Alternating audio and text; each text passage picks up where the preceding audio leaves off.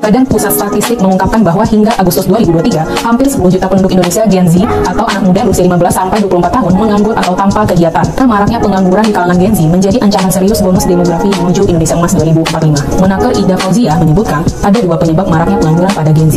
Pertama, karena kurang sinkronnya pendidikan dengan permintaan tenaga kerja. Perusahaan maunya tenaga kerja berskill, sementara dunia pendidikan tak mampu mencetaknya. Kedua, usai pandemi, banyak perusahaan menahan diri untuk mengangkat pekerja tetap dengan alasan faktor biaya.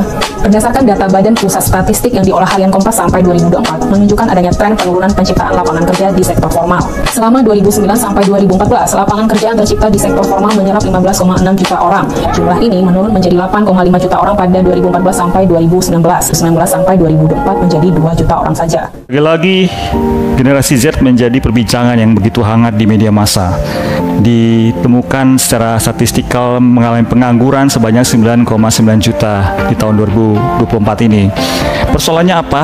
Apakah kan mereka generasi yang tidak tahan banting, mereka generasi yang tidak tahan masa-masa sulit, atau generasi yang sebenarnya tidak punya ketetapan hati yang ingin melakukan banyak hal? Saya kira semua orang itu punya karakteristik, setiap orang itu memiliki kekhususan dari generasi ke generasi.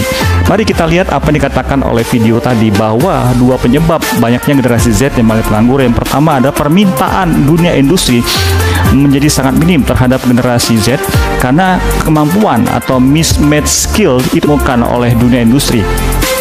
Yang kedua adalah kan perusahaan berbadan hukum mengurangi karyawannya atau memperkecil penerimaan karyawan yang begitu sangat drastis sehingga akhirnya mereka tidak punya lapangan kerja.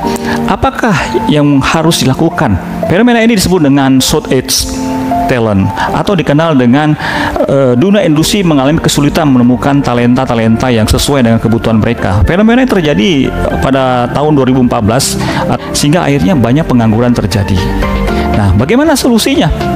Sebagai seorang manusia yang diciptakan oleh Tuhan Yang Maha Kuasa, mereka memiliki kemampuan yang sangat progresif, sangat powerful untuk bisa bekerja.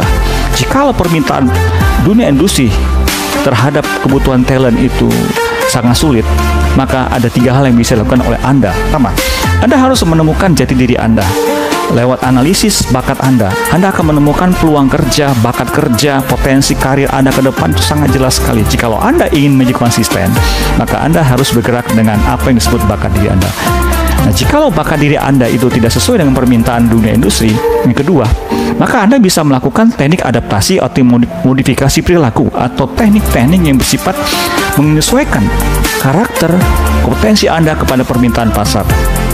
Tapi yang ketiga, jikalau nomor 1 dan 2 Anda tidak bisa penuhi, maka sebaiknya Anda membuka lapangan pekerja sendiri bersama teman-teman Anda atau tim Anda untuk bisa rilis semua bakat Anda sehingga Anda menjadi seseorang yang bekerja secara enjoyable, easy, dan berprestasi atau productively. Kalau Anda ingin mengetahui semua itu, ikuti program kursus virtual kami dari IC7 Academy menjadi ahli analisis pribadi dalam hal perilaku dan juga analisis tim Anda.